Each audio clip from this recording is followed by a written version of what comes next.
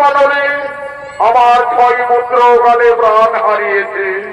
সপ্তম পুত্র যুবরাজ নবীন্দরের 12 বছর পূর্ণ হওয়ার পূর্বে আমাকে তাকে বিয়ের কাজ সম্পন্ন করতে হবে।